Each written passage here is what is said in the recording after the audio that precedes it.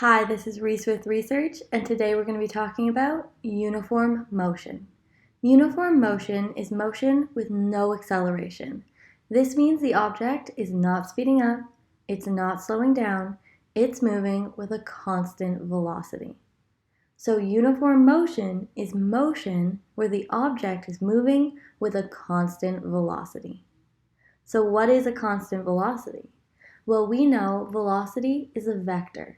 It has both magnitude and direction.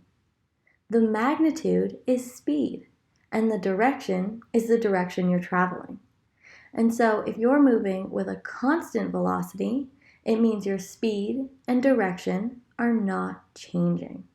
And so ultimately, uniform motion is motion where the object's speed and direction are not changing. We can think about a car on the highway. If the car is traveling at 100 kilometers an hour and it's going straight along the highway, it's moving with uniform motion because it's moving with a constant velocity. But if that car speeds up or slows down or changes direction, it is no longer moving with uniform motion. So uniform motion is not that hard to understand. But the uniform motion questions can be pretty hard to answer. And so what you need to know is what equations do you need to answer uniform motion questions. The equation you need is just the velocity equation. This equation says that velocity, v, is equal to the change in position, delta x, divided by the time it takes to change position, delta t. So we have v is equal to delta x divided by delta t. And this velocity equation will be able to answer all of your uniform motion questions.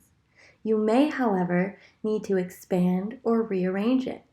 So we know delta x is equal to our final position, xf, minus our initial position, xi.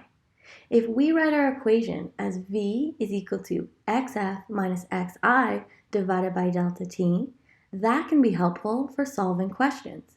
You may also want to rearrange this equation to isolate for the final position, xf.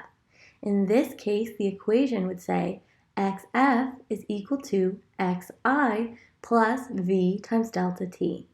These are just different ways of representing the velocity equation. And knowing how to rearrange and expand this equation will help you answer uniform motion questions.